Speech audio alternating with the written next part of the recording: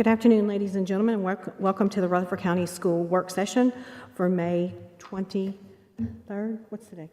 22nd. I'm off on my Tuesdays and my Thursdays. First on our agenda is the Pledge of Allegiance by Mr. James Evans.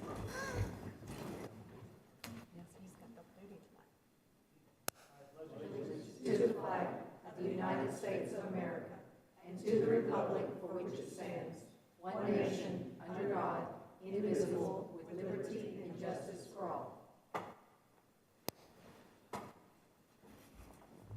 Thank you, Mr. Evans, for doing double duty tonight. I'm going to have a moment of silence, please.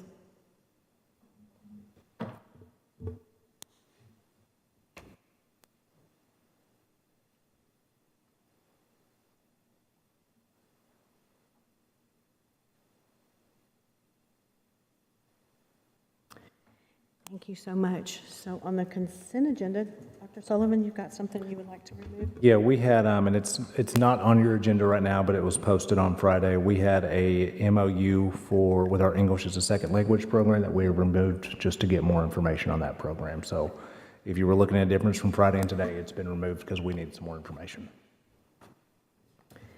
Anybody else want to pull anything out, or do you have any comments or questions on the consent agenda?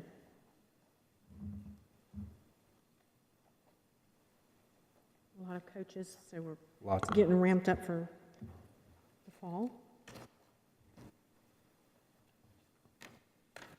I had a question. On the rooftop HVAC ductwork, I noticed we only got one bidder back on that.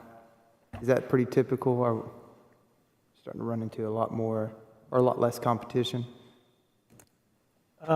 It varies from time to time, but on this particular bid, we had 3 bidders the first go-round. They were unable or did not provide the bid bond, which required us to go back out for bid, and sometimes the bid bond does preclude people from being able to bid. They can provide a bid bond or a cash bond, and a lot of these smaller companies that bid some of this work are not set up to do that type of thing. So when we put it back out for bid, this was the only bidder that provided a bid bond. We did have another bid, but because they did not provide it, we couldn't open and read their bid because we couldn't accept it. Yeah. But this bid number is in line with what we expected. Okay. So we do feel that it's a good bid.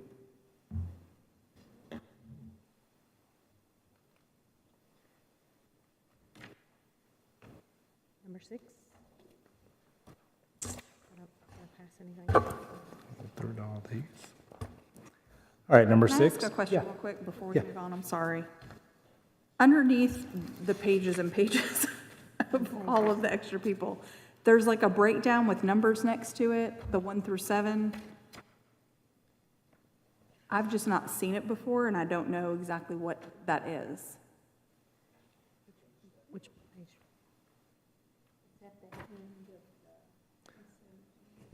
Yeah, so when you're looking at these, if somebody that is above in one of those categories, you're probably not going to see many of them on here because this is starting the brand new school year. But if somebody, let's take the first one, an hourly person, if they're approved previously for an amount of $500 or greater, they're going to have a number 1 beside their name. Okay, that's what threw me off because I was like, Yep. I don't see any numbers anywhere, but Yeah. that's kind of. That's what all those, and you're not going to see any, I wouldn't imagine, on this because this is the start of the new school year. Okay, thank you. Good question. Yep, very.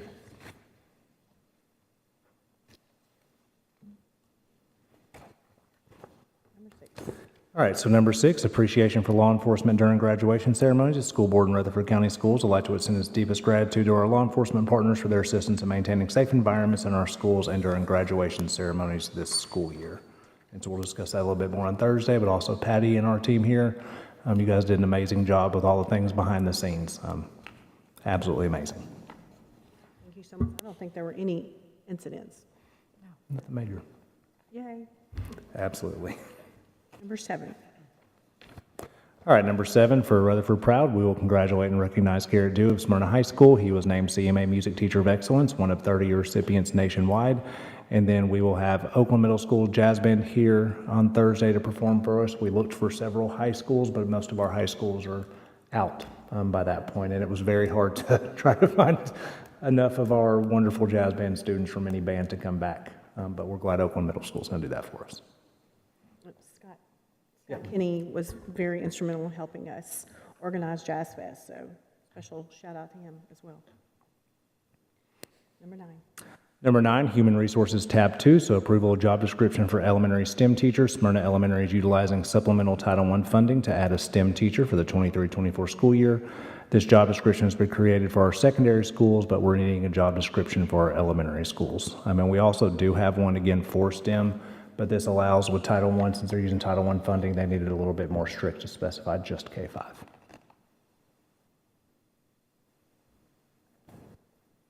Comments or questions? Number 2.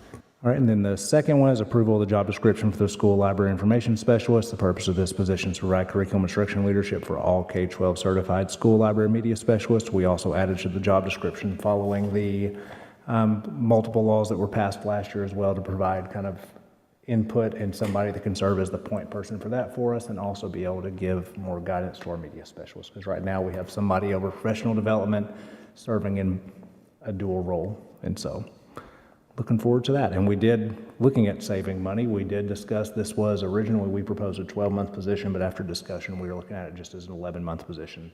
It's not a lot, but it's a little bit of, saves a little bit of funding. I like this idea.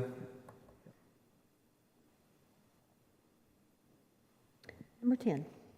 Number 10, Legal Tab 3, out-of-county transfer. Board's been requested to admit a transfer student from another school system under discipline. The student was expelled for possession of marijuana. According to policy 6.318, the board may deny admissions of any student except those in state custody when a student transfers from another school system while under suspension or expulsion. Director of Schools' recommendation in this case is to admit and place an alternative school. That was largely because we would either admit or deny on Thursday, and the technical last day of school is Friday, and I didn't want something to fall between the cracks of a student completing a program and enrolling in our schools. So Ms. Ridley is available if you have any questions by phone or email.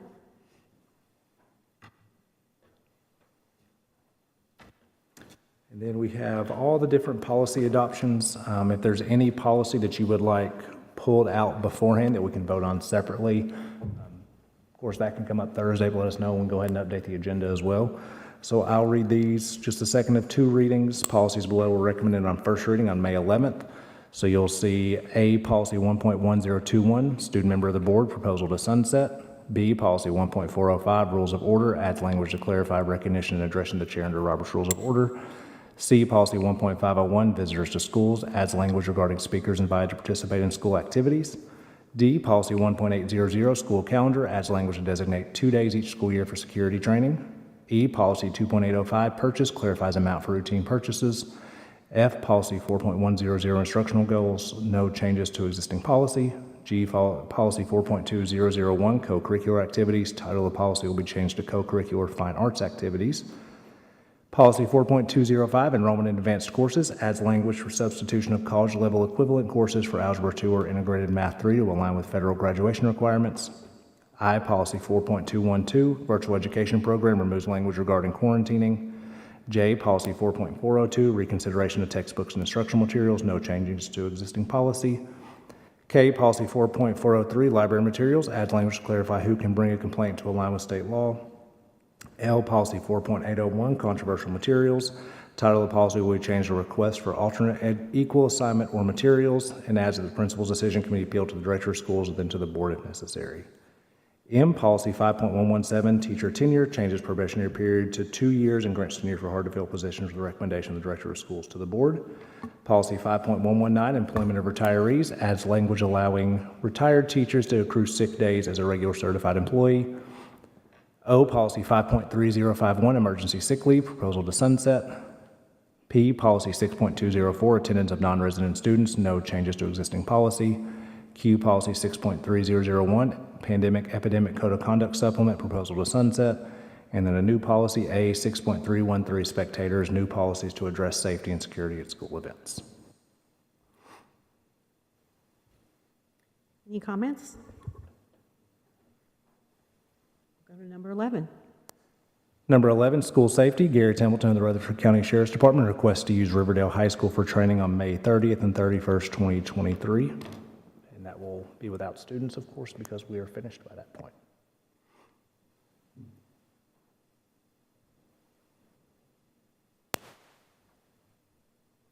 Any comments or questions? Number 12? Dr. Anthony, we got any insurance update? Meeting this Thursday at 1. All right, so director's update, there's a couple things. One, we will have RSP presentation on zoning priorities on Thursday. And so what I would anticipate that being at least an hour to an hour and a half. That's kind of why we had this agenda very light. One's the time of the year, but two allowed us to really get in discussion around zoning, building capacity. He's going to present 30 minutes kind of just our overall building capacity, and then 60 minutes the discussion about what are board priorities for us to look at for zoning. And we'll talk more about that on Thursday. Now, Trey, you had several updates you wanted to provide? Yeah, I want to make sure the board members understand, typically, this is a little unusual year for our Fund 177 account, so I wanted to, you're going to hear probably a couple of numbers tomorrow night when we meet with the county commissioners, and I don't like for you all to hear things second.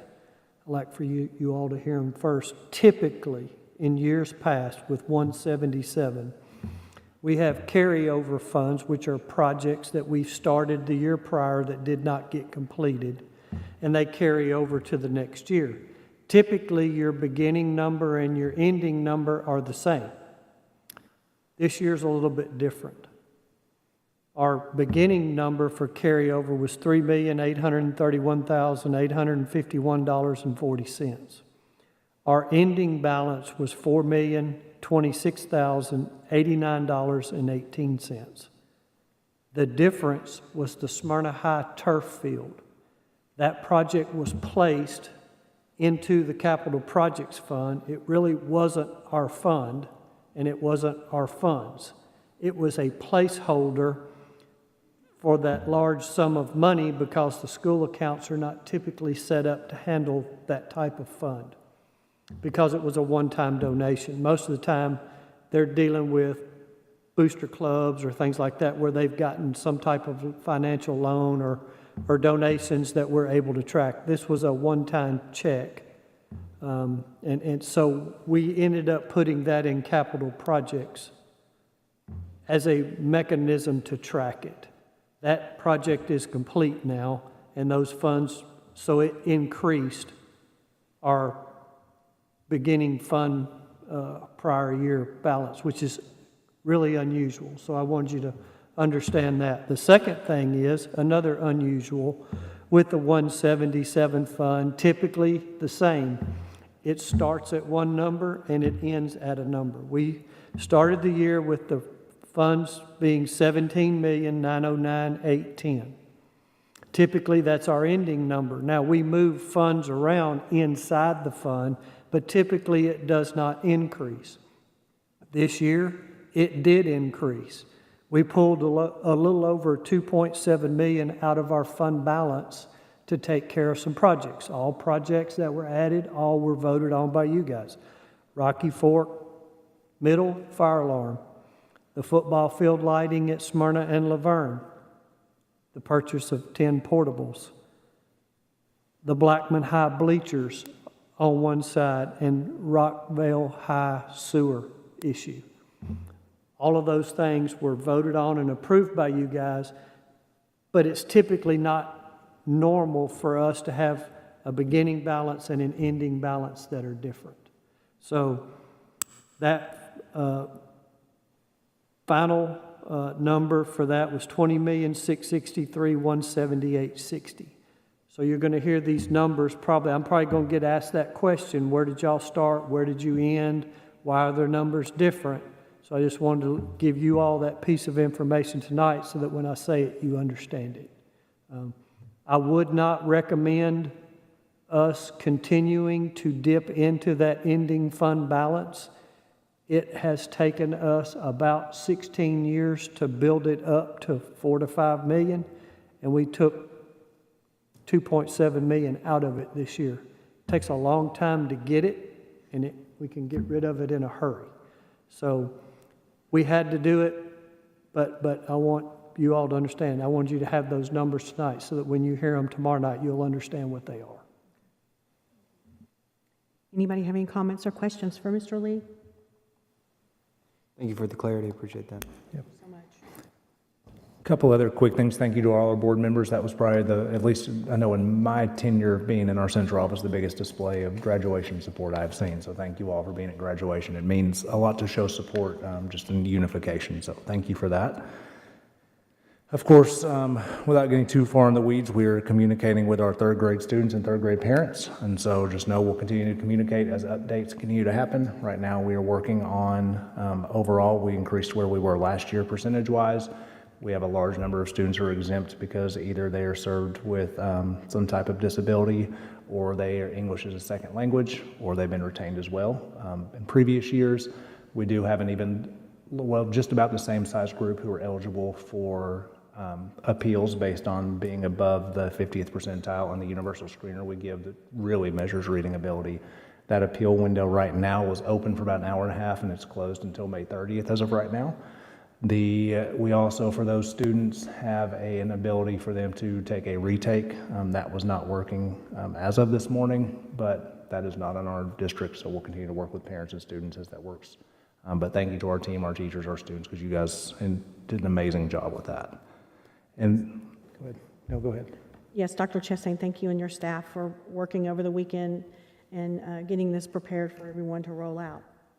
We've made some really good hires over the last couple years, but the masterful work that she did with whatever spreadsheet that had every single kid, all their I've never seen anything like it.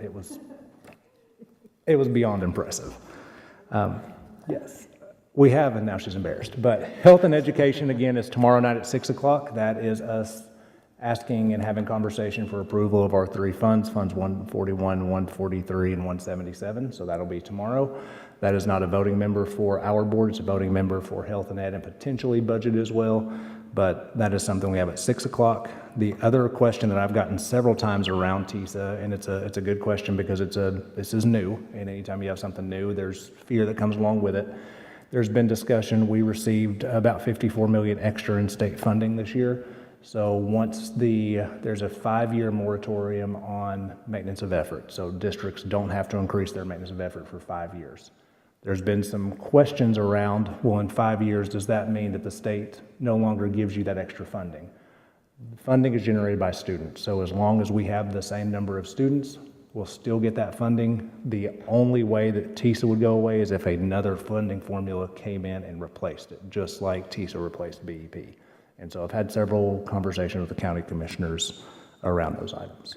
So, and that's all that I've got. Yes, and I would like to thank Dr. Chastain and the other central office people for joining us for graduation. Like Dr. Sullivan said, we've had a great time. Shout out to Dr. Supakon and the virtual school. I didn't know that anybody can rival Holloway's graduations and how special they are, but they're neck and neck right now. So shout out to Dr. Supakon, and I understand that she's done some magic tricks on being able to enroll some more students out there. So that's great. There's people online every day. I see them looking for online resources. So that's something that we're able to give to our entire district. So thank y'all so much. Anybody else? Well, it wasn't graduation, but I went to, and Francis joined me at Transition Academy. And I had never been to Transition Academy. I knew about it, loved it, but because I've heard so many good things about it, but I went to their end of the year cookout, and I got to hear their talent show, and it was so great to see kids that used to talk with their heads down, and they had so much pride and so much, they just really were able to just talk in front of everybody there. There was moms, there was dads, there was people that I've known in the past in the central office showed up. It was great, and they had a great time. And it was, if you ever get a chance to go to their cookout, it was, and they served us all, so that was really nice too. So I do have one other thing. On a side note, it's not a Rutherford County thing, but I do have a camp, for anybody that's out there listening, and I have about 10 spots available. I have not filled up. It is for high school age special ed students, and my name and my number is on the website. just give me a call and I will get you an application. It's June 12th through the 16th, and it's at Blackman High School. It will be from 8:30 to 3 o'clock in the afternoon. And so I've got 10 spots available. And also you'll be on WGNS I will be, yes, on this Friday, I will be on the radio, talking it up. for that. I was just going to ask, do we have an update on the Allstate building? Mr. Reed, do you have any update on Allstate Building?